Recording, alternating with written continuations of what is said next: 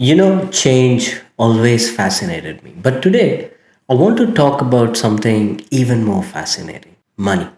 Everyone wants it, right? But most people are not able to get the way they want. So the question is, how does money actually follow you? I live in Australia. If I wanted, I can go out right now and buy the latest iPhone 17 Pro Max or the latest MacBook Pro in like the next 5 minutes.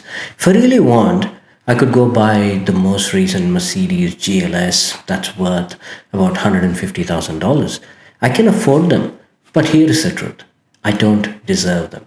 And that's a massive difference. Affordability and deserving something these days, they are far apart as land and sky. Problem is the show off culture. Every time I visited India in the past few years, people look at all my gadgets, the phone, the watch, the laptops, and they go, bro must be loaded. But here is the funny bit. I actually wear a Garmin watch. I've been wearing it for 5 years now. It costs more than the Apple Watch when I bought it. But the moment I say Garmin, they go, oh, okay. They don't even know what brand that is because that's the world we are currently living in. People know brands, not value. Now, here is a real story. One of my friends got stuck in the show off trap, made some quick money in real estate. Next thing, he bought a $40,000 worth car. Then he threw a big party, put some photos on social media, got some likes and stuff. He was very happy. In the next few days, he was walking as if he owned the entire town. But what everybody kind of knew, but they pretended as if they didn't know, was he has taken out a huge loan. And a year later, unfortunately, his next venture failed. He lost everything. So did he lose his car? That's what happens when you chase validation instead of value. Let's talk about the real success. Now, contrast that with another friend. He worked in his family's construction business. He finished a $20 million worth project successfully. Then he rewarded himself with a $200,000 Mercedes Benz. Now, that car was nothing in compared to the value he has created. It's peanuts, right? You see the difference? One chased the lifestyle and the other earned the lifestyle. So the lesson here is you can afford almost anything today. Loans are easy. Banks are begging you to borrow money, but deserving something, that's actually rare.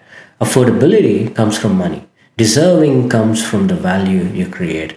And that's what brings peace of mind too. So don't chase iPhones, BMWs, designer stuff. When you truly deserve it, they will find their way to you automatically. Now, here is an actionable strategy on how you can make proper decisions. I did so many such dopamine chasing silly purchases early on in my life, and I really wished someone gave me this framework, and hence is why I thought, okay, let me make a video and it might help someone out there, just like someone who didn't get guidance like me. Now, here is a little decision tree I've been using. I use it every time I want to buy something. It's been really helpful. Step one, ask, is this an appreciating asset or a depreciating one? If it's a depreciating asset, then go to step two. Does it generate any revenue? If yes, keep it under 10 to 20% of what this thing is going to earn you. For example, if you want to buy a car and you're planning to use that car to commute to work, and in work you make $200,000 a year, then your car value can ideally be around $20,000 to $40,000. Again, there is no advanced statistical financial analysis that has gone into this. This is very basic. There could be several other factors why people make decisions, and this may completely get thrown out of the window. If someone has inherited $1 million, won a lottery, then things are going to change, right? So exceptions aside, let's set them aside. We are talking basic spending rules, and this is no way any financial advice. If it doesn't make money, then you got to jump onto step three. If this depreciating asset is not going to make you any revenue, then you got to jump into step three and ask the question, is it a need or a want? Rice, dal, protein powder, they're all needs. 5-star brunches, luxury hotels, they're all wants. Buy your needs and limit your wants. There is a beautiful saying by Sadasiva Brahmendra: do not do what you want, and then you may do what you like. What that means is, when you control your impulses today, you will earn the freedom to do what you truly love tomorrow. That's self-discipline. That's real freedom. Now, no video is complete without having a touch of science in it. Buying shiny new stuff gives you a dopamine rush. Your brain literally releases chemicals similar to opioids. Feels great for the first 2 days and then it crashes. And you then crave the next hit. That's how people get stuck in this endless cycle of chasing, not creating. So here is what I do.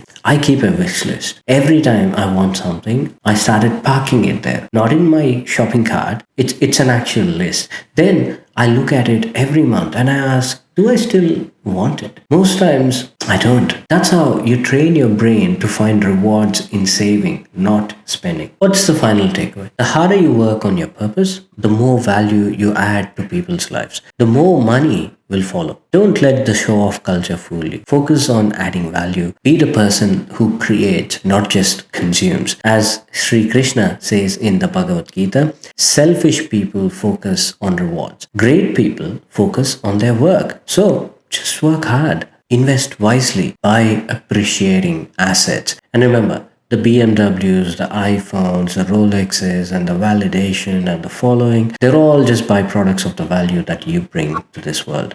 If this gave you a new way to looking at money, hit that like button and share it with someone who needs to hear it. And I would love to know what you're teaching your kids about money. Drop it in the comments and remember, everything I share is for educational purposes only, not financial advice. If you want personal guidance, talk to a qualified advisor. Until next time, take care and keep creating value.